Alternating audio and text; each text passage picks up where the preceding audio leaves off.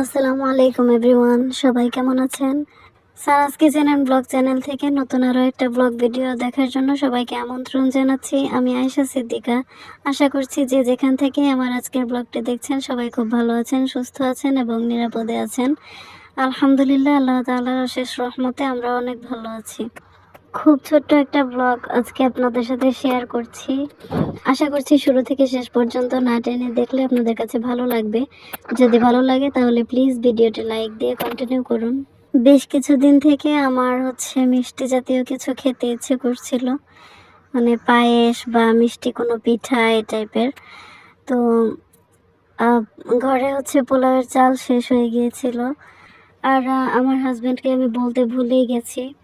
যখন খেতে ইচ্ছে করে তখন মনে হয় বলবো, কিন্তু পরে আর মনে থাকে না। তো যার জন্য এখন পায়েস রান্না করতে পারছি না। ঘরে তো দুধ আছে আর খেজুরের গুড় আছে। তো কোনো যে পিঠা বানাবো, চালের গুঁড়াও করা নেই। আমি চালের গুঁড়া করতে দিব, সেটাও মনে থাকছে না। তো কি আর করার, এখন কোনোটাই উপায় নেই। এভাবে মানে 2-3 দিন থেকে খুব বেশি ইচ্ছে করছে খাওয়ার জন্য।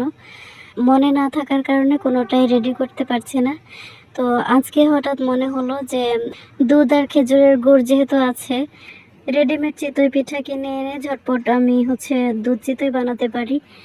তো এই সহজ বুদ্ধিটা কয়েকদিন মাথায় আসেনি। তো আজকে আমি হাজব্যান্ডকে বলে দিয়েছিলাম যে আম, কিছু চিতই কিনে নিয়ে এসো, আমি দুধে ভেজাবো। তো আমার হাজব্যান্ড মাগরিবের নামাজের পর গিয়েছিলেন, 10টা চিতই পিঠা নিয়ে এসেছেন। আর এদিকে আমি দুধের বোতল ভিজিয়ে রেখেছিলাম, সেটাও ছেড়ে গেছে। তো এখন আমি দুধটা আলাদা জাল করে নিয়েছি, আবার খেজুরের গুড়টা আলাদাভাবে একটা কড়াইয়ে জাল করে লিকুইড করে নিয়েছি, কারণ এটা পাটালি গুড় ছিল। আলাদাভাবে জাল করে আমি গুড়টাকে ঠান্ডা হতে দিয়েছি, আর শুধু দুধে পিঠাগুলো ভিজিয়ে নিচ্ছি। এখান থেকে আমি একটা পিঠা খেয়ে নিয়েছি ভর্তা দিয়ে। আমার হাজব্যান্ড ভর্তা দিয়ে খেতে খুব একটা পছন্দ করেন না, তো সেজন্য আর বাকি 9টা পিঠা আমি দুধে ভিজিয়ে দিয়েছি। একদম ফুটন্ত দুধে আমি চুলা অফ করার সাথে সাথেই পিঠাগুলো ভিজিয়ে দিয়েছি। ভিজিয়ে ঢাকনা দিয়ে ঢেকে রেখেছি। আর গুড়টা আমি মিক্স করব ঠান্ডা হওয়ার পর, নয়তো দুধে ছানা কেটে যেতে পারে। আর এই যে এখন ঠান্ডা হয়ে গেছে, দেখতেই পাচ্ছেন ঠান্ডা হওয়ার পর কতটা ঘন হয়ে গেছে, একদম চকলেটের মতো।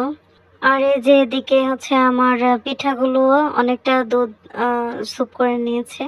এখন আমি গুড়টা দিয়ে দিব, ঠান্ডা গুড়টা। গুড়টা দিয়ে খুব সাবধানে হালকা ভাবে একটু নাড়াচাড়া করে মিক্স করে দিব। যেহেতু লিকুইড গুড়, তো খুব বেশি নাড়াচাড়া করার প্রয়োজন নেই। আর বেশি নাড়াচাড়া করলে এটা ভেঙেও যেতে পারে পিঠাগুলো। এমনিতেও এইভাবে মেশাতে মেশাতে অলরেডি ভেঙে গিয়েছে। আর পিঠাগুলো আলহামদুলিল্লাহ মাত্র 1 থেকে 1.5 ঘন্টার মধ্যে খুব সুন্দর করে ভিজে গেছে, একদম ভেতর পর্যন্ত রসে টইটুম্বুর হয়ে গেছে। নর্মালি আমরা বাসায় পিঠা বানালে রাতে বানিয়ে সারা রাত রেখে সকালে খেতাম আগে থেকেই। তো এখন এই পিঠাগুলো আমি একেবারে 1.5 ঘন্টার মাথায় সার্ভ করতে পেরেছি। আর দেখতে পাচ্ছেন একদম ভিজে, মানে ভেঙে ভেঙে যাচ্ছে। এটা এখন আমি আমার হাজব্যান্ডকে খেতে দিব। আমার ছেলে দুধ চিতই খুব একটা পছন্দ করে না। শুধু দুধ চিতই না, ও পিঠার মধ্যে সবচেয়ে বেশি পছন্দ করে তেলের পিঠা। তো তেলের পিঠা তো আজকে বানাইনি, মাঝে মাঝে বানাই। তো আজকে ভাপা পিঠা বানিয়েছে, যেহেতু ও দুধ চিতই খাবে না, ওর জন্য 2টা ভাপা পিঠা নিয়ে এসেছে। আর আমার মেয়ে খুব পছন্দ করে দুধ চিতই। আমার মেয়ে মোটামুটি সব খাবারই পছন্দ করে, তবে আমার ছেলে একটু বাছাবাছি করে। তো এই যে এখন রাতে তো পিঠা খেয়েছি, এখন সকালবেলা। এই যে এখন সকাল প্রায় 10:30টার মতো বাজে। তো আমি নাস্তা রেডি করছিলাম, আর সেই সাথে পিঠাও খাচ্ছি। একটু দ্রুত কাজ করার চেষ্টা করছি, যার জন্য কড়াইতে আমি রুটি সেঁকা শুরু করে দিয়েছি। আর রুটি ছেঁকে ডিম ভেজে তারপর নাস্তাটা রেডি করে, মানে আগের দিনের বুটের ডাল ছিল, এগুলো দিয়ে নাস্তাটা রেডি করে রেখে ছেলেকে নিয়ে বের হয়েছি ভর্তি করানোর জন্য। তো আমার হাজব্যান্ড খুবই ব্যস্ত, তো অল্প কিছু সময় নিয়ে এসেছিলেন ছেলেকে ভর্তি করানোর জন্য। আমরা বের হলে তারপর ফোন দেওয়ার পর উনি এসেছেন। তো ছেলেকে তো আলহামদুলিল্লাহ ভর্তি করিয়ে বই টই কিনে নিয়ে এসেছি। ইনশাল্লাহ আগামীকাল থেকে মাদ্রাসায় নিয়ে যাব। আজকের ভিডিওটা যদি আপনাদের কাছে ভালো লেগে থাকে তাহলে কমেন্টের মাধ্যমে জানাতে পারেন। আর আমাকে সাপোর্ট করার জন্য আমার চ্যানেলটিকে সাবস্ক্রাইব করে আমার পাশেই থেকে যেতে পারেন। ছেলেকে ভর্তি করে এসে দুই বাচ্চাকেই একটু নাস্তা করিয়েছি, কারণ মেয়ে হালকা পাতলা খেয়ে গিয়েছিল, কিন্তু আমার ছেলে 11টায় ঘুম থেকে উঠেছে। তারপর ওকে শুধু হাত মুখ ধুয়ে ব্রাশ করিয়ে তারপর মাদ্রাসায় নিয়ে যাই। আর ভর্তি করিয়ে এসে তারপর নাস্তা করি। আমি নিজেও নাস্তা করি আর ছেলেকেও নাস্তা করাই।